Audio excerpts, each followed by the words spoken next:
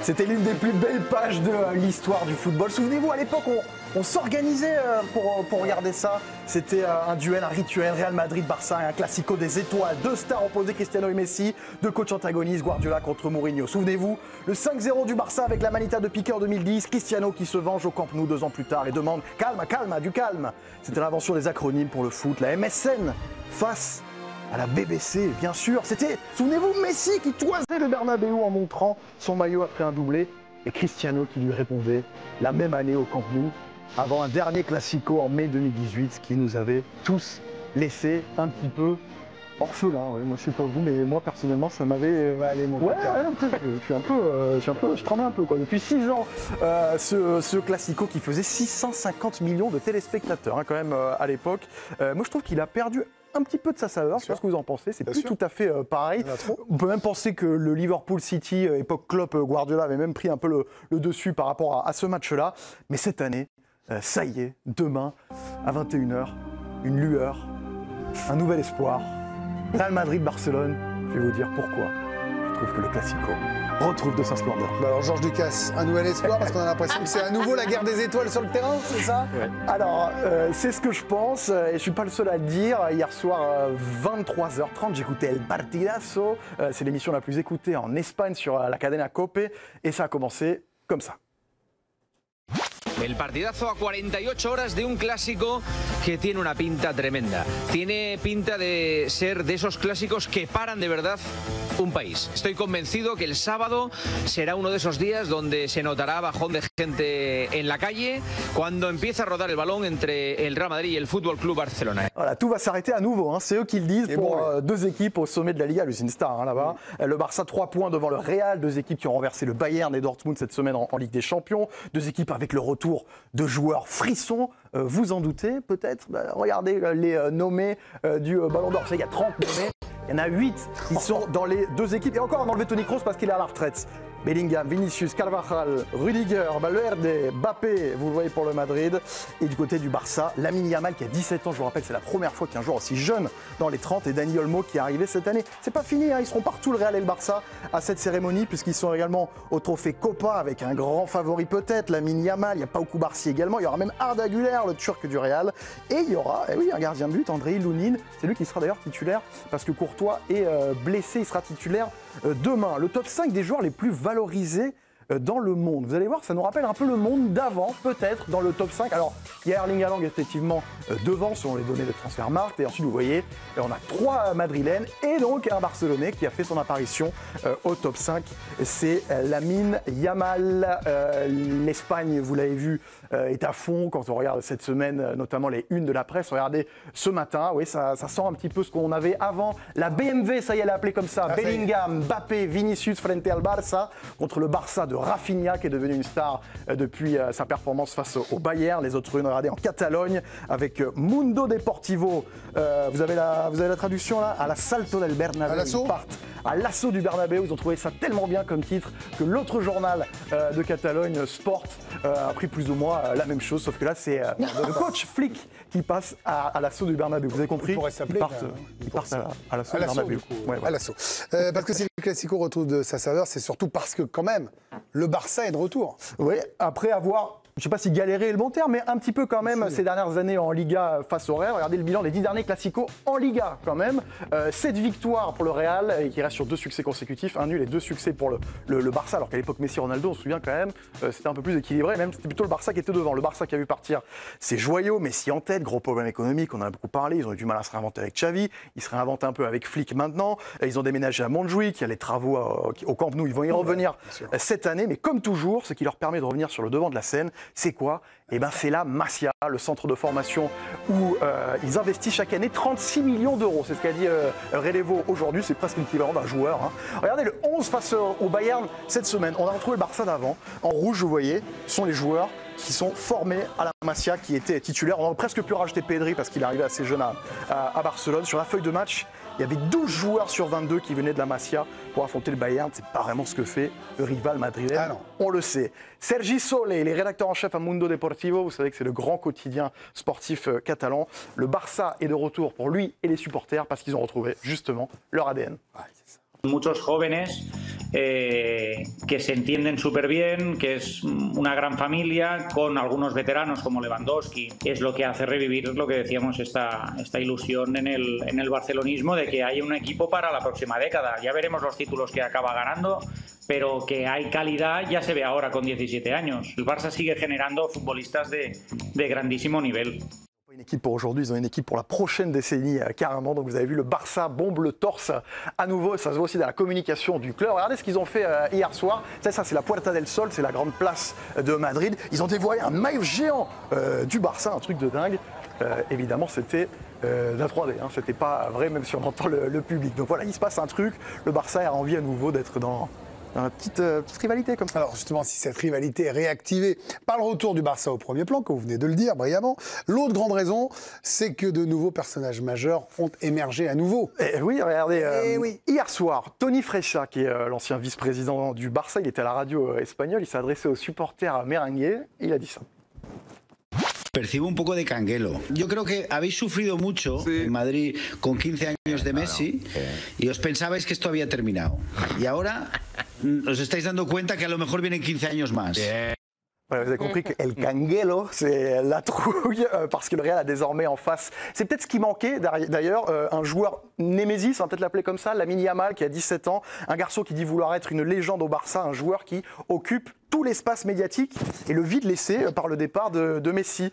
Regardez, lorsqu'il se fait charrier par un influenceur madrilène cette semaine sur TikTok. Voilà, c'est ce monsieur-là qui lui répond, c'est lui directement qui parle à un influenceur du Real en lui disant « Descansa, chavalin », qui veut dire en gros « calme-toi, gamin », c'est lui qui y va directement. Il se prépare spécialement à affronter le Real en utilisant un appareil dentaire, c'est sa signature, un appareil dentaire Blaugrana, vous l'avez vu, bleu et rouge pour affronter le Real. Un garçon qui a même depuis ce matin, ça va te plaire, ça je suis sûr, Djibril, une chanson à son nom d'un rappeur très populaire, il s'appelle Achafar, il est néerlandais, écoutez. Lamine. Lamine. Lamine. C'est pour emmerder pour les paroles quand même. Oui, bah, il voulait lui faire la chanson à son hommage, il n'allait pas dire Lionel. Oh, il y a un clip qui est en préparation apparemment. Oui, parce que ne t'inquiète pas, je pense que. Mais là, je pense que c'est de la pub pour une marque de voiture sur ce que je peux voir derrière. Yamal contre Vinicius et surtout Mbappé, que les journalistes catalans utilisent déjà comme nouveau souffre-douleur. C'est ce qu'on a déduit ce matin en écoutant la radio à Barcelone.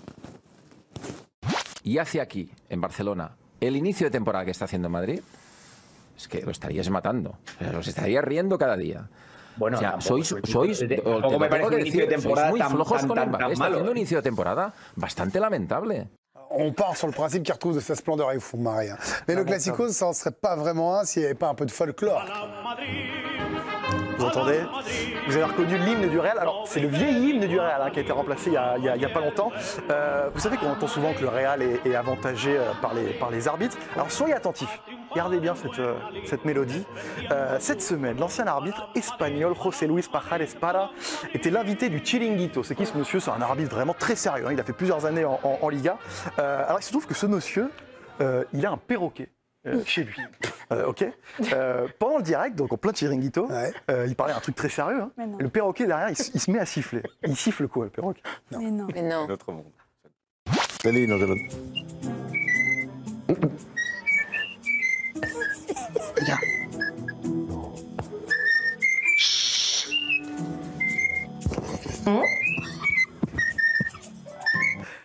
Non, c'est fait exprès. Vous avez reconnu l'hymne du Real? L'hymne du Real, ouais.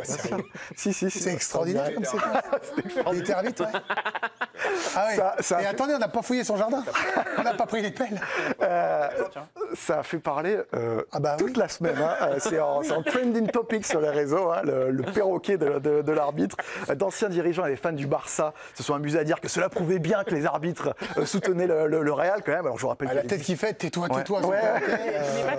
Je vous rappelle quand même qu'il y a quelques histoires troubles aussi avec le Barça. Ah, mais bien sûr, avec le bien cas sûr, vous avez raison. Alors la chaîne de TV de Madrid a aussi mis la pression sur l'arbitre de demain, ça c'est du classique. Hansi Flick, le coach barcelonais, s'en est plaint, on a l'habitude. Mais enfin voilà, vous avez vu donc Real Madrid-Barcelone, ces deux mondes irréconciliables, toujours ça divise même des familles. Un père fan du Real et un fils du Barça, tous les deux dans le Chiringuito hier soir.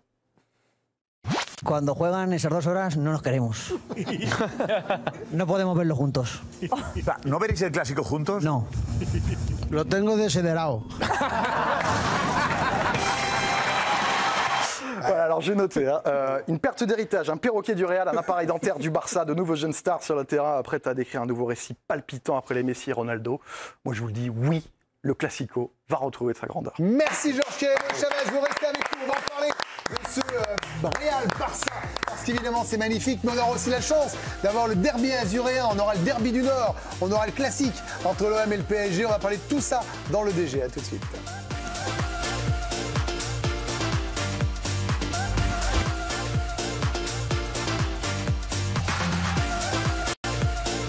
De retour dans le DG, merci d'être avec nous en ce vendredi. Peut-être que vous êtes en vacances, sûrement en week-end, chassé croisé. J'espère que tout le monde est arrivé pour profiter de l'EDG tranquillement. Georges Chavez est à mes côtés. C'est lui qui porte ce soir le pourquoi le Classico espagnol, le vrai Classico, retrouve de sa splendeur.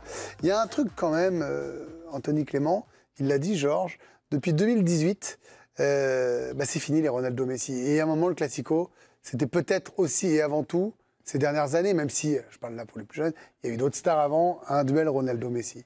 Oui, mais c'est un peu le revers de la médaille. Quand vous avez 2 stars qui polarisent autant l'attraction, qu'elles ne sont plus là, il y a forcément un effet de retour de manivelle, mais c'était aussi lié à des pertes de vitesse du Barça. Ce qui est intéressant quand même dans ces matchs, c'est quand c'est serré. Et quand on se dit que ce match-là va être déterminant pour la course au titre. Puis là, il y a un vrai duel pour la première place. Oui, voilà. Et là, il y a un peu le retour de tout. Justement, c'est qu'il y a le... Vous êtes hypé là, personnellement ? Ouais, pour le coup, c'est un samedi. Ah ouais, j'aime bien quand vous êtes enthousiaste. Voilà. Et non, parce qu'il y a aussi des stars quand même qui sont de retour. De part de notre, on peut quand même opposer sur plein de plans sur. Puis il y a Flick, je trouve qu'il fait beaucoup de bien quand même au Barça. Parce qu'il retrouve vraiment... c'est quand même pas gagné à la base. C'est un entraîneur qui est resté sur un échec avec l'équipe nationale d'Allemagne, qui avait aucun passé avec le Barça, qui passait après Xavi, où là il y a eu déception. Et là, je trouve qu'il a une façon de jouer vraiment avec cette équipe qui joue très haut, l'enjeu tout, qui est vraiment intéressante aussi, quoi. Donc il y a un peu tout pour attirer le plus grand monde. Il y a les stars pour le grand public, il y a aussi un vrai côté aussi tacticien qui peut attirer. Donc c'est le Classico comme on l'aime. Le premier donc pour Hansi Flick sur le banc du Barça. Son bilan depuis le début de la saison avec le FC Barcelone, 13 matchs toutes compétitions confondues, vous voyez 82% de victoire, 43 buts marqués, ce qui veut dire plus de 3 buts marqués par match en moyenne. Et puis cette place, premier de Liga, et bien sûr cette belle semaine avec cette belle victoire face au Bayern Munich. Voilà, ça sera évidemment l'un des hommes à suivre pour cette rencontre. Alors Djibril, c'est vrai que vous, votre truc, c'est pas tellement l'Espagne en termes de carrière.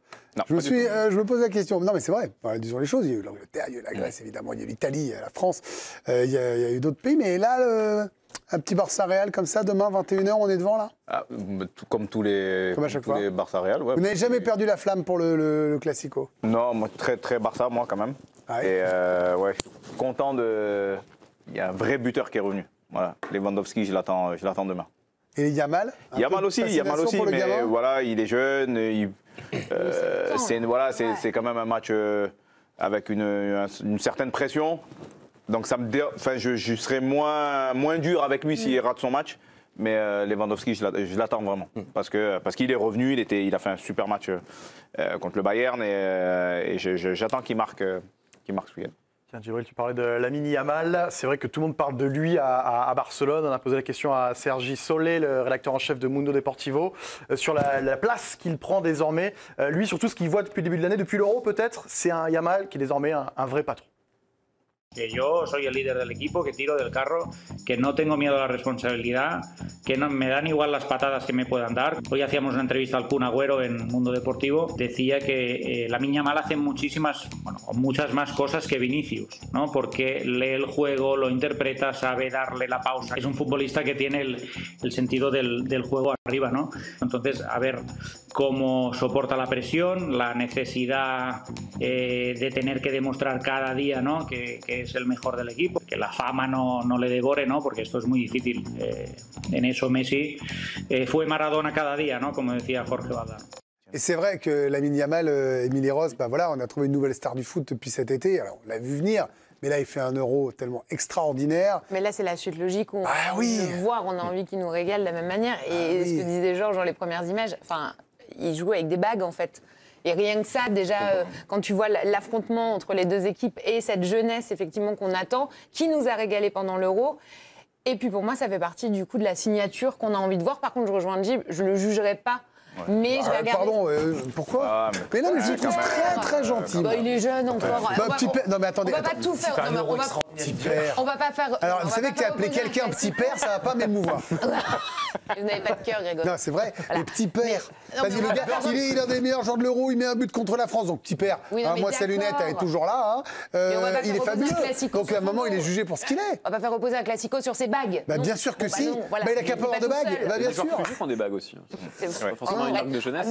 C'est vrai. Pour moi, la jeunesse, c'est pas un prétexte à être plus indulgent. La pression sera sur Mbappé, elle sera pas sur Yamal. Alors, elle va y aller, puis vous allez enchaîner. Oui, exactement. Moi, je me suis placée du côté du spectre français, évidemment, qu'on attend tous le premier classico de Kylian. Et Georges évoquait déjà en Espagne, ils ne sont pas tendres avec lui. Et regardez El Chiringuito, l'émission qui n'arrive pas à retrouver le Mbappé du PSG. Et pour eux, clairement, c'est la faute de Carlo Ancelotti. Tous les ballons étaient pour lui. Il jouait où il voulait. Ici, à Madrid, il ne joue pas où il veut. Ici, le seul unique leader qui décide où il joue et comment, c'est Vinicius. Mbappé est le valet de Vinicius. Et tant que c'est comme ça, ne réclamez pas le Mbappé du PSG. Donc vous avez vu, ils sont très violents. C'est juste le valet de Vinicius pour les observateurs espagnols, l'ex-parisien. Et de son côté, Carlo Ancelotti s'est montré très optimiste, lui, aujourd'hui, en conférence de presse. Il pense que Kylian est très tranquille avant ce classico. Je pense qu'il prépare cette partie très calmement. Il a de l'expérience et a joué plusieurs fois contre Barcelone. Demain, il va nous apporter comme il nous apporte depuis le début de la saison. On rappelle, c'est le match le plus attendu pour lui, avec le match retour évidemment. Il peut marquer les esprits en mondovision. Énorme. Yohan Ryu. Là, c'est une soirée. Vous avez commencé à évoquer le mot magique pour ce classico, Kylian Mbappé, sans doute. C'est une soirée absolument fondamentale pour lui, même pour son histoire, parce que là, c'est vraiment, comme tu dis, en mondovision. Et pour l'instant, il ne convainc pas tant que ça. Il est en pleine, en pleine un torrent médiatique. Là, c'est simple. S'il passe à travers demain, alors là, les médias espagnols, évidemment, personne ne lui trouvera d'excuses. Et surtout, c'est que c'est vrai, il y a Vinicius comme la superstar qui, je pense, quand même est largement favori pour le Ballon d'Or lundi. Et en même temps, s'il marque, là, tu marques les esprits. Là, tu peux marquer ton empreinte, enfin ton arrivée. Tu dis que tu arrives. Et moi, je trouve que c'est vraiment l'un ou l'autre. Mais ça ne sera pas neutre. C'est tout sauf neutre demain. Et puis quand même, il y a tellement de stars sur le terrain, les années qui passent, il y a Yamal quand même. Parce que le Real Madrid, ça qui est extraordinaire, il dépense des milliards, mais sauf que peut-être le petit génie, c'est Yamal peut-être. Et donc le truc, c'est que c'est un match vraiment, je trouve, à qui tout double. Là, c'est oui ou c'est non. C'est pas peut-être, on verra. Je trouve qu'il n'y a pas de néanmoins cependant. C'est-à-dire que là, Kylian Mbappé, limite, il n'a pas le choix. Il doit être bon. Il doit marquer. Il veut marquer. Contre le Barça, c'est 6 buts en 4 matchs. Ouais. Mais statistiquement avec le PSG. Bien sûr, mais sauf que là, en plus, c'est à Bernabéu, l'accueil pour l'instant est un petit peu mi-figue mi-raisin. Je trouve que c'est on va voir, il nous a toujours, épaté, mais je trouve qu'il y a un risque quand même de passer à côté. Alors, Georges, les médias espagnols sont à fond. Vous qui suivez ça de très près, vous nous confirmez que c'est l'année de la renaissance du Classico, même pour eux. Oui, effectivement. En tout cas, c'est ce qui se dit dans les médias depuis le début de la semaine. On voit dans les titres, dans les émissions, ils disent à chaque fois le Barça est de retour. Voilà, il y a un favori ou pas ? En tout cas, les médias catalans, j'entendais être peut-être, on va dire, tolérant avec Lamine Yamal et la jeunesse du Barça. À Barcelone, on dit beaucoup, si on perd ce classico-là, ce ne sera pas un drame peut-être comme par le passé. Voilà, il y a une tolérance quand même par rapport à ce Barça-là. Petit père. Par rapport Pequeño, à ce Barça-là. Donc ils vont y aller pour eux, ils disent que ce sera tout bénef s'ils font un résultat à Madrid. S'ils perdent à Madrid, ils ont perdu à Madrid, ça va pas déclencher peut-être Pequeño, Peperito, là, je ne sais pas quoi dire sur ça, moi. Pobrecito. Alors, ça va donner quoi ce match ? Vous me faites un petit prono tous les 6 ? On fait un petit tour de table sur ce super classico de retour entre le Real au Bernabéu face au Barça. Allez, dans la bouche, on n'écrit pas sur l'ardoise. Camille Macali, ça va donner quoi ce Real-Barça ? 4-2 Real Madrid. Oh, Yohan ! L'histoire qui bascule, le Barça va faire l'exploit sensationnel 4-1, triplé de Yamal. Oh, on est tous complètement dingues. Si ça marche, c'est beau, Anthony ? 0-0. Je l'adore. Il est très très fort. Alors voilà, je lance là ici, si vous voulez, un bout en train dans une fête. Si vous cherchez un animateur pour vos anniversaires, vos bar mitzvahs, vos anniversaires de mariage, que sais-je encore, n'hésitez pas. Anthony Clément se fera toujours un plaisir de venir pourrir votre soirée. Bagarre générale à la fin, malsain. Vous êtes vraiment un mauvais être. Vraiment, c'est fou. Et pourtant, on regardera Marseille-PSG le dimanche en se disant. Il était hypé. Imagine s'il est démarré. En tout cas, c'est le mieux meilleure comédienne du monde. Émilie Ross. 3. Pour le Real. Pour le Real. Bien sûr. Djibril. 1-3. À victoire du Barça.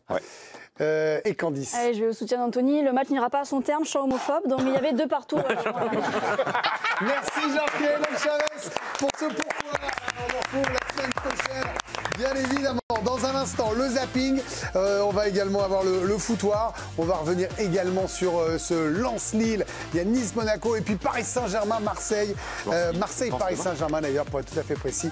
Pourquoi ce sera un super classique? Quels sont les arguments, les coachs, les joueurs, l'ambiance, l'atmosphère en ce moment? On en parle juste après ça.